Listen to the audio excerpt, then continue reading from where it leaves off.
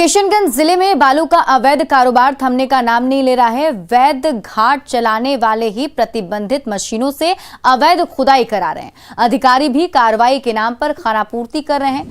धुमनिया घाट से स्थिति का जायजा लिया न्यूज़ 18 संवाददाता आशीष सिन्हा ने। अभी हम मौजूद हैं धुमनिया बालू घाट में। धुमनिया और रायपुर दो बालू घाट हैं जहां पे पुलिस के द्वारा छापेमारी की गई थी, जहां पे 5 ट्रक और 3 जेसीबी सहित डोजर मशीन को खोला गया है। तो उसके बाद से यहाँ पे बालू के खदान से अभी खुदाई तो हो रही है। आप देख सकते हैं कि बालू ले जाया जा रहा है, लेकिन डोजर मशीन पुलिस द्वारा खोल लिया गया है।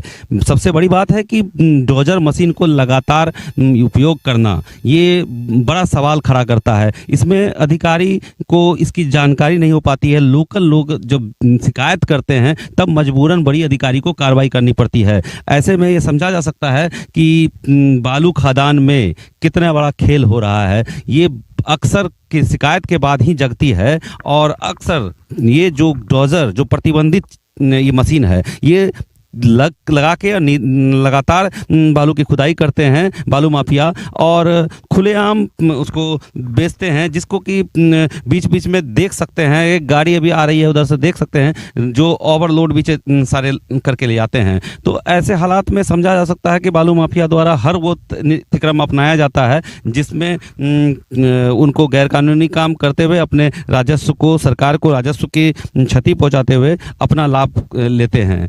तो ऐसे हालात में जरूरत है सरकार को बड़ी स्तर पे कार्रवाई की। जब सरकार ने कुछ जगहों पे बड़ी अधिकारियों पर कार्रवाई भी की है, लेकिन अभी भी किशनगंज जैसे जगह में मतलब कार्रवाई नहीं हो सकी है। कुछ रोक जरूर हुई है, लेकिन जरूरत है बड़े पैमाने पे कार्रवाई की।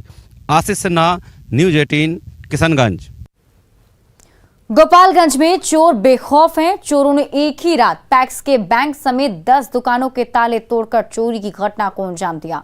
घटना नगर थाना के पाखोपाली बाजार की है। चोरी की वारदात के बाद नाराज लोगों ने बाजार को बंद कर दिया है और बाजार की सुरक्षा बढ़ाने की मांग करते हुए व्यवसायी प्रदर्शन पर भी उतर आए हैं। व्यवसायियों ने पुलिस प्रशासन पर लापरवाही का आरोप लगाया है।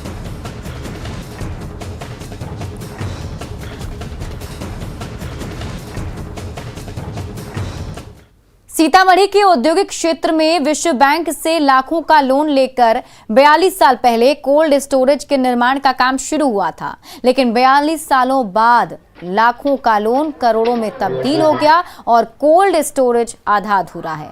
विशाल भवन निर्माण के बाद काम को बीच में रोक दिया गया, जिससे किसानों के सपने साकार नहीं हुए। संवाददाता राकेश रंजन की इस रिपोर्ट को देखिए। इस वक्त मैं मौजूद हूं सीतामढ़ी के औद्योगिक इलाके में, और औद्योगिक इलाके में स्थित सरकारी कोल्ड स्टोरेज के बारे में आपको हम दिखलाने की कोशिश करते हैं, क्योंकि सरकारी या कोल्ड स्टोरेज किसानों के सुनहरे सपनों का इसे मजार कहा जा सकता है, क्योंकि यह कोल्ड स्टोरेज वर्ष 1980 में वर्ल्ड बैंक से लोन लेकर इसका निर्माण किया गया था। और कोल्ड स्टोरेज का भवन का तो निर्माण कर दिया गया, लेकिन इसमें मशीनें नहीं लगाई। और हालात ये है कि वर्ल्ड बैंक से जो लोन लिया गया था और लाखों का लोन करोड़ों में पहुंच गया है, लेकिन इस जो कोल्ड स्टोरेज की स्थिति है आप देख सकते हैं किस तरीके की हालात है इस कोल्ड स्टोरेज के। सरकारी या कोल्ड स्टोरेज सीतामढ़ी का इकलौता शीतक केंद्र है, और स्थिति यह है कि इसमें किसानों को कोई फायदा नहीं है, क्योंकि यह खंडहर बन चुका है। यहां लोग आते नहीं है, किसानों को कोई फायदा नहीं है, और जो अधिकारी है, प्रशासनिक अधिकारी है, उनको भी इस कोल्ड स्टोरेज से किसी तरीके की कोई मतलब नहीं है। तो कहा जा सकता है किसानों के जो हित को ध्यान में रखते हुए इस कोल्ड स्टोरेज का निर्माण किया गया था, आज वह पूरी तरीके से विफल साबित हो रहा है, क्योंकि सरकार की मंशा थी कि कोल्ड स्टोरेज का निर्माण किया जाए ताकि यहां के किसानों को फायदा हो और उससे किसानों को बेहतर आमदनी का एक जरिया बन जाए। लेकिन कोल्ड स्टोरेज की स्थिति देखने से आप साफ देख सकते हैं कि किस तरीके के हालात हैं। जी सर, हम लोग, मेरा उम्र है 20 साल, हम करीब यहाँ 10-15 साल से आते हैं क्रिकेट खेलने। देखते ही ऐसा ही खाली पड़ा हुआ है, इसमें कुछ मशीन नहीं लगा हुआ है। किसान को कोई फायदा नहीं है, कोई ऐसा कारोबार नहीं होता है। किसान लोग को कभी भी इसका फायदा नहीं मिला है। काफी दिनों से ऐसा। हाँ, बहुत साल से सर ऐसा ही है। राकेश रंजन, न्यूज़ 18 सीतामढ़ी। और इसी बीच बड़ी खबर आपको समस्तीपुर से बता रहे हैं, जहां युवक की पीट कर हत्या कर दी गई है। ये बड़ी खबर समस्तीपुर से आपको बता रहे हैं, युवक की पीट कर हत्या की गई है। कैलाश राम के रूप में मृतक की पहचान की गई है। खानपुर थाना के पुरुषोत्तम अन्नू पंचायत की ये घटना बताई जा रही है। फिलहाल हत्या की वजहों का खुलासा नहीं हो पाया है।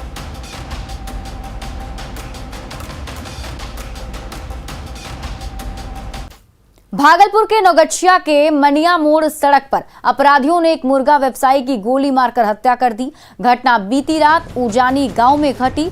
अपराधियों ने मोहम्मद एहसान के सिर और आंख के पास 3 गोलियां मारी। एहसान की मौके पर ही मौत हो गई। एहसान 2020 में हुए शमीम हत्याकांड का गवाह थे। घटना के समय एहसान का भाई मोहम्मद अतहर भी उसके साथ था। अपराधियों ने उस पर भी गोली चलाई, लेकिन वो बाल बाल बच गया। अतहर ने ही पुलिस को सूचना दी। नौगछिया एसडीपीओ दिलीप कुमार ने भी मौके पर पहुंचकर मामले की छानबीन तुरंत शुरू कर दी।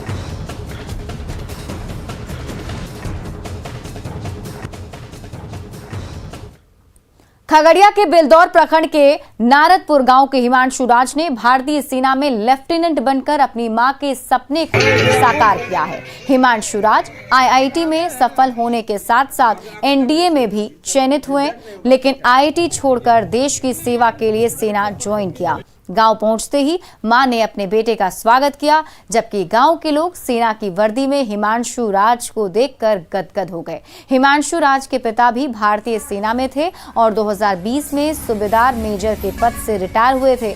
पिता ही हिमांशु की प्रेरणा बने। हिमांशु राज इंडियन मिलिट्री एकेडमी देहरादून से पास आउट होने के बाद खगड़िया के अपने गांव पहुंचे। हिमांशु ने एनडीए के उसी चार्ली स्क्वाड्रन में थे जहां से शहीद सीडीएस जनरल बिपिन रावत ने ट्रेनिंग ली थी।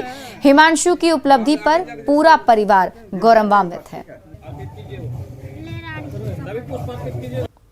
मैंने 12th में एनडीए का पेपर लिखा और इस चीज़ के लिए सेना को ज्वाइन करने के लिए मेरे पिताश्री ने मुझे बहुत मोटिवेट किया है। बचपन से ही मैंने अपने पिताश्री को देश की सेवा में कार्यरत देखा और वर्दी पहनते हुए देखा, तो ये इस चीज़ ने मुझे बहुत मोटिवेट किया था सैन्य अधिकारी बनने के लिए। इसीलिए मैंने देश की सेवा की। मुझे शुरू से ही ऐसा लग रहा था कि मेरा बेटा आए इस क्षेत्र में, लेकिन एक सैन्य अधिकारी के रूप में। जैसा कि हिमांशु ने बताया, हम लोग गए थे एनडीए घूमने के लिए। मेरा दोनों लड़का गया था, बेटी भी थी, सभी परिवार गए। वहाँ जिस तरह का वो ट्रेनिंग हो रही थी और देख रहे थे आर्मी ऑफिसर को ट्रेनिंग करते हुए, मैं उसी समय बोला, बेटा जब भी तुम फौज में ज्वाइन करना चाहता तो एक अधिकारी के तौर पर। बिहार में शराब तस्करों के खिलाफ पुलिस लगातार अभियान चला रही है। सिवान की हुसैनगंज थाना पुलिस को न्यू हैदरी मार्केट के पीछे जमीन के अंदर छिपाकर शराब रखे होने की सूचना मिली, जिसके बाद पुलिस जेसीबी लेकर मौके पर पहुंची। जेसीबी से खुदाई की गई। खुदाई में जमीन के अंदर ड्रम में छुपाकर रखी शराब बरामद हुई। ड्रम में 200 लीटर शराब थी। पुलिस ने छुपाकर रखी गई शराब को नष्ट कर दिया। पुलिस ने मौके से कुछ खाली ड्रम को भी बरामद किया है। पुलिस पता लगाने की कोशिश कर रही है कि जमीन के अंदर ड्रम में शराब किसने छुपा कर रखी थी। यहाँ पर सूचना मिलता रहा है और विनष्ट किया जाता रहा है मेरे स्तर से, लेकिन इतने बृहद पैमाने पर हो सकता है कि सूचना नहीं थी। हमको लगा कि इसमें और हो सकता है, इसीलिए जेसीबी से इसको बदवा कर।